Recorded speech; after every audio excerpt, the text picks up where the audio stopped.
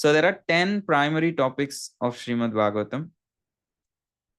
It is creation, secondary creation. So what is the difference? Creation is what the Supreme Lord does. Secondary creation is what Brahmaji does. That's the simplest definition we can have for now. And then, okay, now the world is created. So how is it going to be maintained? Who is going to maintain it? So who created it? He will only maintain it also. So the Supreme Lord created it. The Supreme Lord maintains it. How he maintains it. So that is discussed through the topics of sthanam, sustenance, where they can be, like he creates physical maintenance first. Basically, he creates all the, what do you call, he upkeeps. There are various kinds of planets that are created, various types of islands that are created, and various types of living situations that are created, and they're all maintained for various purposes. Because someone who wants to enjoy is in a particular place, someone who wants to perform more devotion is in a particular place, like that. And even after giving all these facilities, he has to protect them, because the knowledge of bhakti is there, but sometimes while we practice it, we may have difficulties. So then he protects them through poshanam. Special protection he offers for devotees. And that is all discussed through the pastime of Ajamila, Vritrasura, and all of these personalities. Yes, Ajamil had some understanding of bhakti, but he lost it. But Krishna still protected him. And Vritrasur, he took the body of demon, but still his consciousness was protected. So the special protection that Krishna offers, yeah, maintenance of body is one thing, but what is described here in the Bhagavatam is maintenance of one's bhakti, because there is so much things that distract us from bhakti. That what is that special way that Krishna protects our bhakti itself? So that is poshanam. However, we all have so many desires in this world, right? And that's why, because we may have, what do you call, Krishna can create and offer us so much facility, but we all have so many desires, which kind of makes life complicated. So we see through Parikshit Maharaj, Hiranyakashipu, like what are the different kind of inclinations? Like one is so divine and the other one is so ungodly, atheistic. So we all have different kinds of inclinations, how that leads to different kinds of ways. However, we are neither Prahlad nor Hiranyakashipu. We are somewhere in between. That is why the Canto 7 ends with discussing what you call Varnashram, because that kind of a support system we need for gradual elevation in bhakti. And that is why Uti is described, that the various inclinations we have and the support structure, social system to support a stable psychophysical situation, a stable social situation to practice bhakti stably. But to practice bhakti stably, Krishna again manifests Manus and all the other people to maintain that system. So what happened during the reign of the Manus and how do they protect this Varnashram system is all discussed in Canto 8 predominantly. And okay, all of this is there. But how do we actually maintain the creeper of bhakti? By Shravanam, hearing about the pastimes of the Lord and his devotees. So that is why Ishanukata is described. Physical maintenance is there, and then special protection offered to devotees is there, and then Varnashram system of additional, we have conditioning, so additional support is given through Varnashram system. And to support that Varnashram system, Manus and so many other personalities are what do you call, stipulated to maintain it. And on top of it, yes, we have a stable social situation, but what do we do with it? If bhakti is not added to it, then it just becomes evahi kevalam. So then pastimes of the Supreme Lord and his devotees are given to maintain our bhakti through Shravanam. And after all of these things, now creation is covered, maintenance is of the material world, and the bhakti is covered. So then the dissolution of the material world is also covered. He is not only creating, maintaining, but is also the source of dissolution, annihilation. So that is also covered. And what is the purpose of all this living, maintaining, and dying? It's to achieve liberation from this material existence. The material existence is not created for the fun of creating, maintaining, and dissolution in a cycle, but it is all created, maintained, and annihilated for the purpose of liberation. So mukti is also described. But But who are we getting liberated to? Like, where are we, means what is happening in liberation? What is actual liberation? It is all to discuss the Supreme Lord Ashraya, the Supreme Lord Krishna. He is the one who's creating, he is the one who's maintaining, he is the one who's annihilating, and he is that ultimate object to whom we are going to go and reside with after this at the stage of mukti. So then we need to know who's that Lord. So then the pastimes of Krishna, how he was born, how he grew up, what are the different kinds of pastimes he did, or who are his devotees, and all of that is described, so that our whole understanding of all of these other topics become actually complete. So Bhagavatam is not here to describe the history of this world. It is not a scripture to find what happened in the past, what kind of people lived, what was their culture. That is not the focus. If you want to understand cosmology, Bhagavatam is not the book, because it explains cosmology, but the purpose is different. It explains the history of this world, but the purpose is different. It explains the dynasty of the Manvantara, and Swayambhu Manu. He explains all the different ways that the creation is created. But they are all not the focus of Bhagavatam. The focus of Bhagavatam is to bring out our love for Krishna, to make us understand the material world is a temporary place, to make us understand bhakti is the uttama path, like the best path for achieving the Supreme Lord. And out of all incarnations, that Krishna is that most sweetest original form to whom we could be attracted to. And this is the focus of Bhagavatam. Because it is 18,000 verses, sometimes we may feel lost because it goes into the details of the topics. However, this is the idea of all these topics, is to just discuss Krishna and to bring our attention towards Krishna. If Bhagavatam goes on and on in so many chapters about cosmology, it is not to give an idea of cosmology. It is to tell Parikshit Maharaj how in this world there are so many places, but they are all temporary. Some places you may enjoy, some places you may suffer, some places you may have this facility, some places may have such wonderful descriptions, but they are all temporary. The spiritual world is the permanent place. So that is the focus of explaining that cosmology. So any history, any pastime is explained for us to understand that particular metaphysics I showed, that prema is the central idea, Bhakta, Bhagavan, and Bhakti. This is the metaphysics of Bhagavatam. And I think I'm very clear. So if any thoughts, questions, please feel free to stop me anytime. So if it is going to come later, I will tell you, or if it is relevant to the discussion, immediately I'll clarify it. And we could see the structure of Bhagavatam in a way of how a spiritual journey of a sadhaka, in that way also it is presented. Who it is spoken to? Who is Srimad Bhagavatam spoken to? Parikshit Maharaj. By Sukhdev Goswami. Shukdev Goswami. Okay, that is one iteration of Srimad Bhagavatam. But how did Shukdev Goswami hear Bhagavatam? From his father, From his Vyasadeva. father Vyasadeva. And from whom Vyasadeva heard it?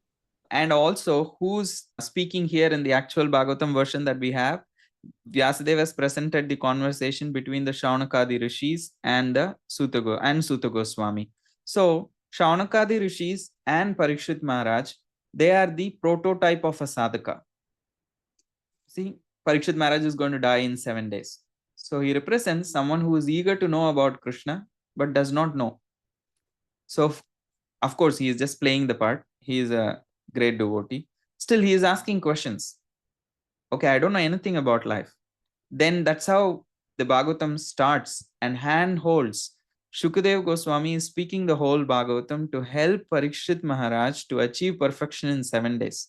The Bhagavatam is arranged in such a way that it addresses the basic question of who am I, what is this world, what is my connection with the material world, what is my connection with the Supreme Lord, what is this process of bhakti, how do I practice it.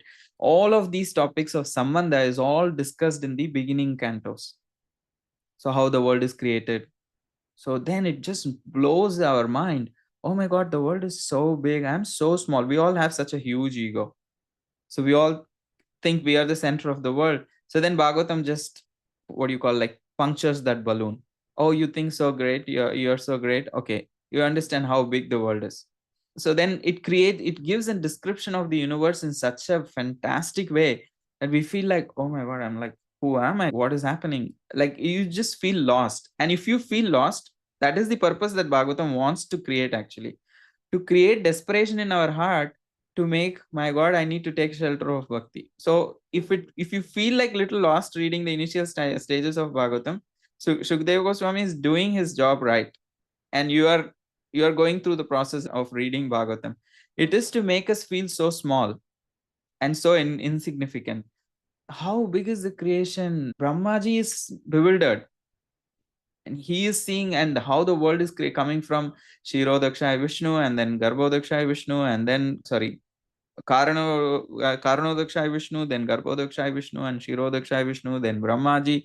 So it's so fantastic that we feel like we realize we get put in our place, actually, through those initial cantos. So that is the Sambandha Gyan it gives. Okay, who am I? What is my connection with this world? And if okay, what is bhakti and how do I practice it? And who's the Supreme Lord? What is my connection with him? So all of the, and if I start bhakti, what are the various kinds of obstacles that's going to come? So that we will see that so many personalities through their history, Shukdev Goswami is telling us, okay, don't be like Dhruva, so attached to material things, or don't be like Daksha, so attached to being egoistic and proud. Don't be like this. Don't be like Sati, too much attached to family that you disobey your spiritual master or something like that. So each and every personality is teaching us, okay, what is the good way to be and what is the wrong way to be. So they are exemplifying some qualities for us to learn from.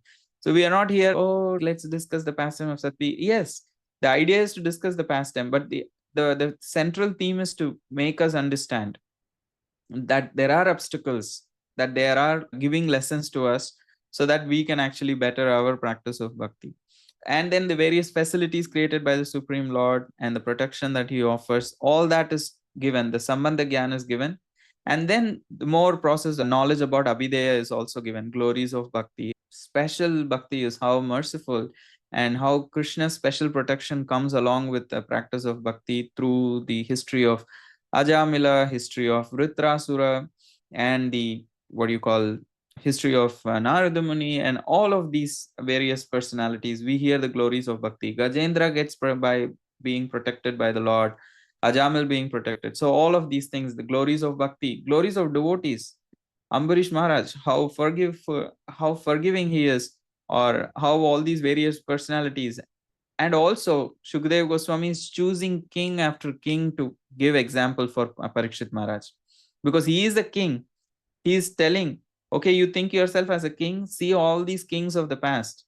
Either they just lived as a materialist and suffered, or they were such great devotees. Despite being king, they were so humble, they were so focused. So he spoke about Prithu Maharaj, he spoke about Dhruva, he speaks about all the other kings, so that Parikshit can get lessons from them. So in this way, the process of Abhideya is given. Okay, if we don't know about God in detail, then how will we be able to connect with him?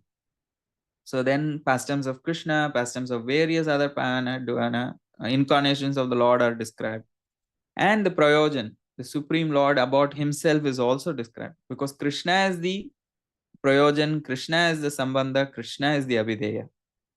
Because with Krishna we have Sambandha, and in connection with Krishna we have Abhideya, and in achieving Krishna we have Prayojana. So by explaining Krishna in the 10th canto, Sambandha, Abhideya, Prayojana, everything is discussed, but specifically Krishna as the Prayojan. So in this way you can see the whole Bhagavatam as a journey of a seeker, that if we begin in the canto 1, we will eventually gradually achieve complete perfection as we progress through the pages of Srimad Bhagavatam. So this is another way of understanding Bhagavatam structure, that it addresses it. Actually, it helps us to see this journey of ours in the pages of Srimad Bhagavatam, in the journey of Parikshit Maharaj, in this journey of the Shaunakadi Rishis. Shaunakadi rishis are given as the example of inquisitive by Rupa Goswami in Bhakti Rasamrita Sindhu. He says out of the four, like there are four categories: people who come to Krishna because of distress, desire, inquisitiveness, and knowledge.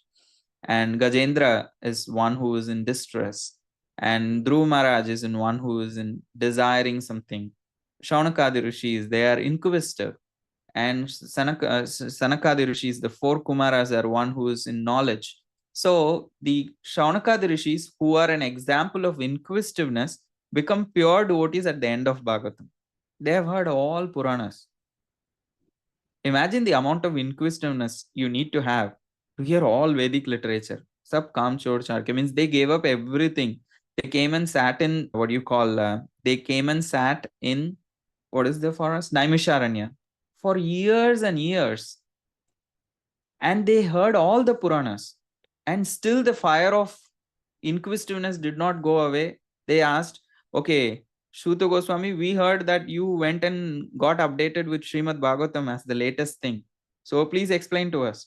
Because all the Puranas they heard, all the Itihasas they heard. Like you see any Purana, it is asked by Shravanakadi rishis only. They are the ones who was asking the question. Hey, I want to hear about that topic, this topic, everything. So they have had such inquisitiveness. After hearing everything, they say, we have been doing this yajna, but our faces have become dark. That is what we have gained by doing these Jnani Yagya, from the smoke of all these Karma Kanda sacrifices and the Jnani Yagya. We want to now hear about Srimad Bhagavatam. So finally, they hear Srimad Bhagavatam, their heart is fully satisfied. They are completely convinced. They say over the course that, okay, we don't want to hear anything. Just go on. Don't just stop. Just we want to hear more about Krishna. Speak more. So they keep inspiring Sutta Goswami to speak more. Because Sutta Goswami only gives a short thing in the, we will discuss in the Canto 1. So he only speaks short and then finishes all the answers. They say, oh my God, we have dedicated our lives to hearing and you have finished the lecture in 45 minutes. No, please speak more. So that's how the rest of the 7 days happens. Like the rest of the 12 cantos comes up. So in that way, we see the spiritual journey of a sadhaka through the life of Parikshit Maharaj and the Shaunakadi rishis. And so this is the last slide. Believe me, I'm going to stop soon. So why so complicated, right? Why life is so complicated? Why Bhagavatam is so layered? Why so much? Can it be not very simple? It is actually simple. If we are like, if we don't understand anything, as long as you achieve, you develop attraction for Krishna, then the purpose of Bhagavatam is achieved.